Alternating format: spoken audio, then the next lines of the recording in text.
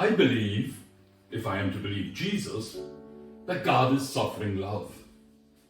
This strong statement of belief is often expressed by the spiritual writer Richard Rohr. If we are created in God's image, and if there is so much suffering in the world, then God must also be suffering. Rohr asks, how else can we understand the revelation of the cross? Christian faith chisels an understanding that Jesus is not merely observing the pains and wounds of human beings from a distance. Rather, he is somehow at the center of human suffering with us, for us, through us, and as us. This insight from Richard Rohr jolts us out of any unease provoked by the reading from the prophet Isaiah, with the emphasis on being a suffering servant. It is reported that Pope Francis has a habit of looking out for the type of shoes that priests wear, a practice we are told that goes back to his time as an archbishop in Buenos Aires.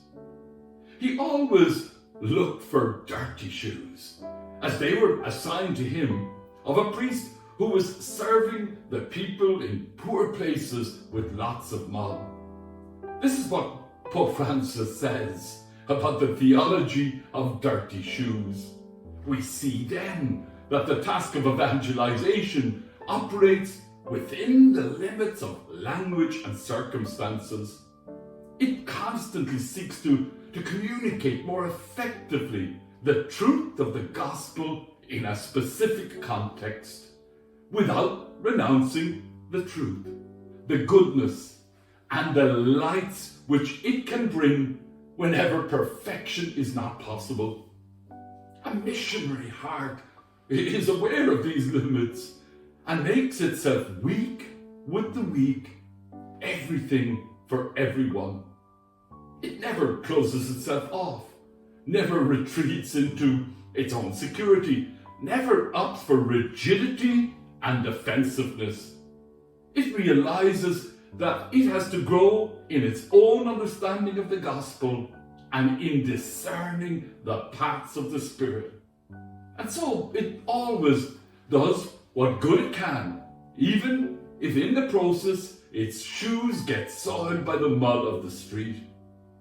In my native Limerick, Father Pat Hogan, who has worked as a prison chaplain and also across the most struggling communities in Limerick City, Pat notes that during his many years as a prison chaplain, he has found that most of the prisoners could trace back their criminal behaviour to troubled childhoods.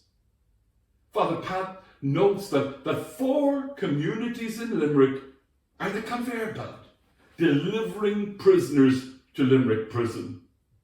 In a community called Myross in Limerick, an emerging child and family centre at the heart of the local school is being pioneered to support children from the age of 4, so that through appropriate interventions and evidence-based therapies, including art and music therapy, every effort is made to reduce the likelihood of enduring trauma and suffering in children's lives, so that prison may not become their home. The letter to the Hebrews speaks of a high priest capable of feeling our weaknesses. Daniel O'Leary, priest and writer, spoke about sensing a prayer from God to him in the midst of his terminal cancer. In this prayerful moment, Daniel could hear God say to him, "I know the pain you are going through, the knife of wounds that cut you open. Don't run away. Learn from this experience as I did." As James and John request places of honor, and the jealous indignation of other disciples boils over, Jesus does not rebuke James and John for their desire, but does indicate the sort of tribulations they will have to go through before inheriting it. Jesus tells James and John and the others gathered that dignity and preeminence carry obligations to serve. In Jesus' kingdom, power is to be used to help others, not to glorify oneself. The way to become great is to become small and to serve. The right use of greatness is to become a servant. At this time, as our minds buzz with imaginative possibilities crafted by Jesus' vision for servant leadership, we express gratitude to Father Pat Hogan and his team in Limerick as they seek to serve the most fragile. We promise to dirty our shoes. We recall how Richard Rohr argues suffering is the only thing strong enough to destabilize the imperial ego. Amen.